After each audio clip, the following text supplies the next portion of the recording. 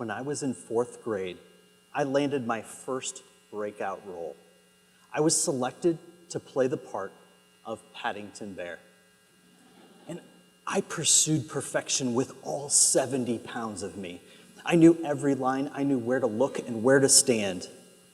But I didn't know that Mrs. Dahlstrom would make us introduce ourselves. As the casting call began, my classmates began introducing themselves. David, Sean, Paul. As I, unprepared for this critical moment in my career, introduced myself proudly as Paddington Bear. And I remained in character. You see, gaffes like these are precisely why parents like attending 4th grade plays. Most of us chase perfection without recognizing imperfection often drives success. And in an age of AI, where everything is produced instantly and perfectly, imperfection is why we trust the chef with an open kitchen or the woodworker with a how-to on Instagram. Now is the time, not only for accidental imperfection, but maybe even intentionally, because imperfection builds trust. It sparks collaboration, and it expands perspective. In my first job, after graduating from the Princeton of the Prairie,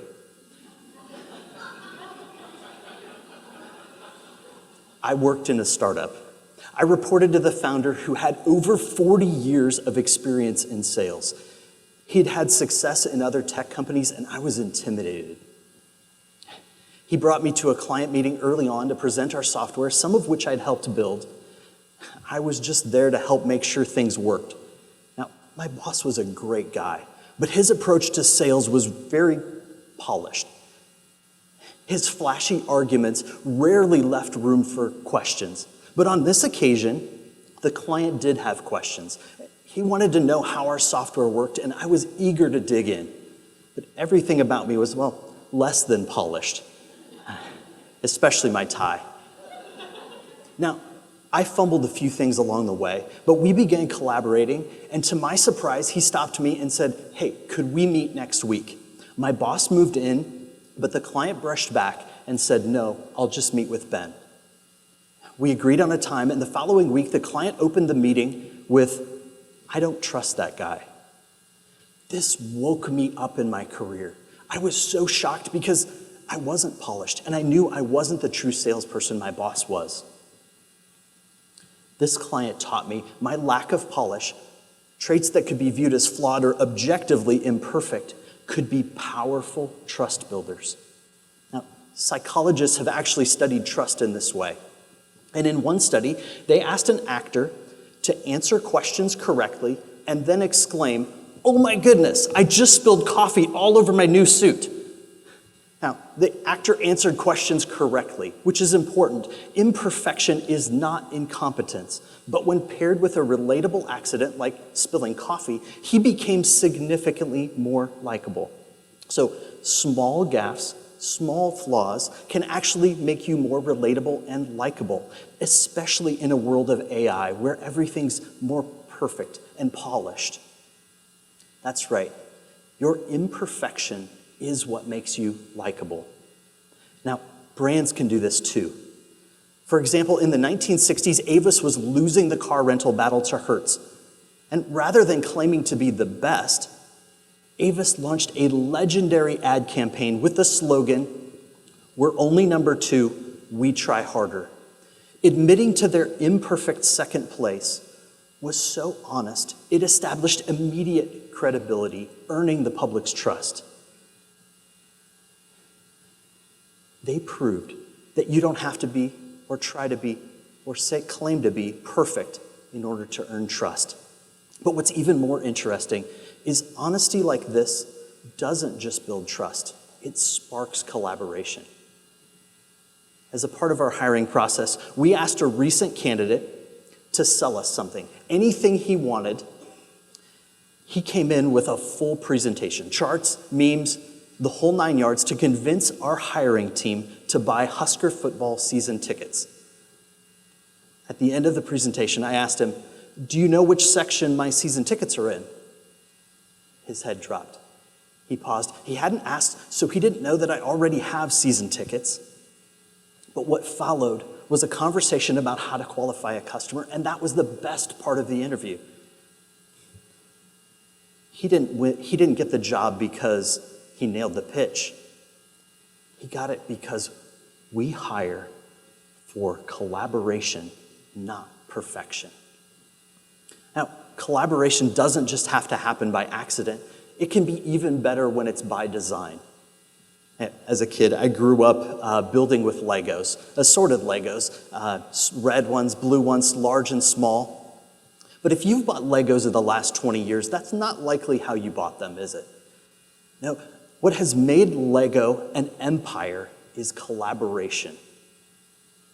We buy collaboration. When we buy Legos, we're buying a collaboration between Lego and Disney or Star Wars in what they call kits.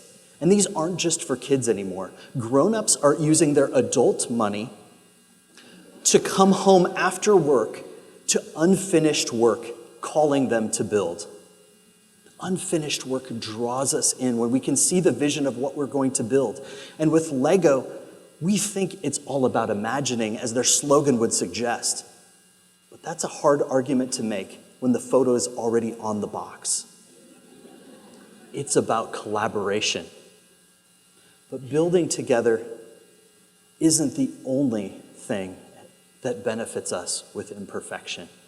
Imperfection also changes the way we see the world, because imperfection changes perspective. And perspective is difficult because it's personal, and it's always personal. One Sunday after church, I was walking out and passed a mom I knew well. As she was loading her 4 kids into her minivan, she says to me, "You should get one of these." I said, "Actually, I'm fine with the way my doors open and don't slide." "No," she laughed, "kids." From the outside, we looked the same. Same neighborhood, same church, same belief system. But our perspectives couldn't have been more different. What she didn't know is my wife and I were trying for kids for years, and all we'd experienced was heartache. When we welcomed our daughter 2 weeks before our 19th wedding anniversary, it changed our world. But it didn't change the years of pain. What it gave us was perspective. You see, perfection challenges us to think that we know the whole story, but imperfection gives us opportunities to see a bigger perspective. Now, as an entrepreneur, I've often been told to fake it until you make it.